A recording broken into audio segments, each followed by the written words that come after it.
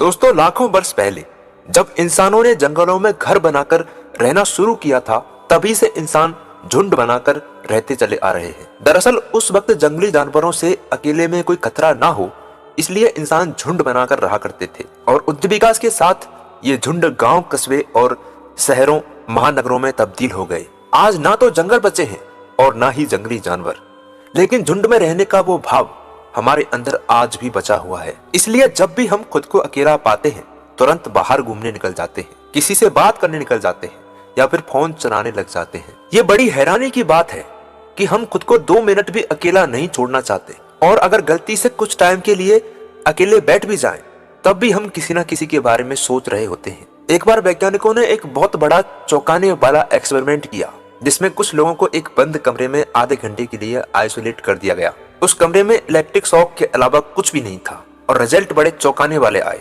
कुछ ही टाइम में लोगों ने अकेले रहने के बजाय इलेक्ट्रिक शॉक खाना पसंद किया, क्योंकि उनके पास कुछ और करने के लिए था ही नहीं। रियल फैक्ट ये है कि हम अपने माइंड को 2 मिनट भी अकेला नहीं रखना चाहते। हमारा दिमाग हमेशा हमें कुछ ना कुछ करवाने के लिए प्रेरित करता है कि कुछ करो, बाहर घूमो, दोस्तों से मिलो, बातचीत करो, लेकिन अकेले मत बैठो। क्यों?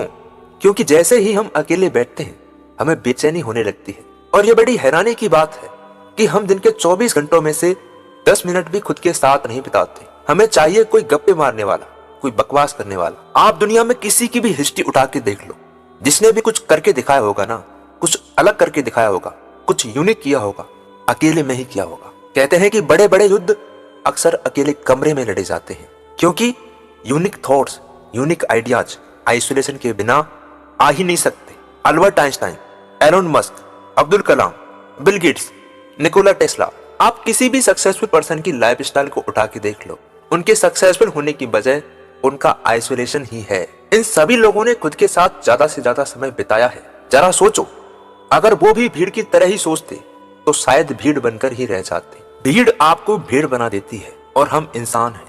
हमें खुद का पता होना चाहिए कि हमारी वीकनेस और स्ट्रेंथ क्या है। एकांत में हमारा फोकस इतना ज्यादा होता है कि जिस काम को लोग 12 घंटे में निपटाते हैं, आप उसे 5 घंटे में पूरा कर सकते हैं। ये जो हमारा ब्रेन है ना, ये गोल्ड माइंड है, सोने की खदान है।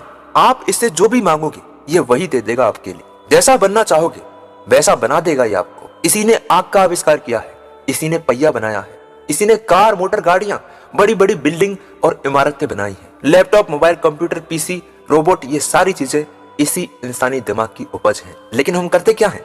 हम सिर्फ नकल करते हैं दूसरों की, भीड़ का हिस्सा बनकर दूसरों को फॉलो करते हैं। दुनिया में 99% लोग कंज्यूमर हैं।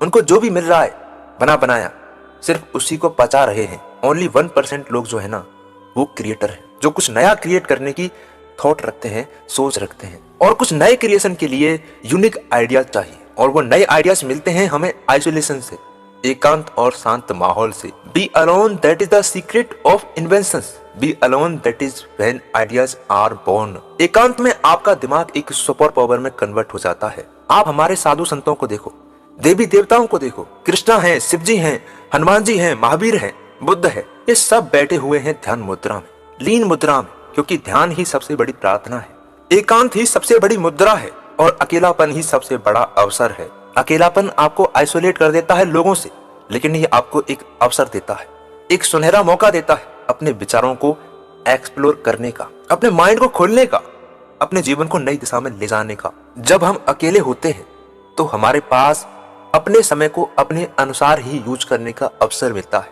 कोई आपको रोकने वाला नहीं है, कोई आपको टोकने वाला नहीं है, कोई आपको डिस्टर्ब करने वाला नहीं है, कोई आपको परेशान करने वाला नहीं है। पूरा माहौल शांत होता है। फिर आप जो भी करेंगे ना, वो आपका अपना काम होगा। शायद आपको पता ही नहीं है कि हर इंसान के अंदर एक महामानव होता है, एक सुपर ह्यूमन होता है। बस जरूरत है उस सुपर ह्यूमन को जानने की, उसको पहचानने की।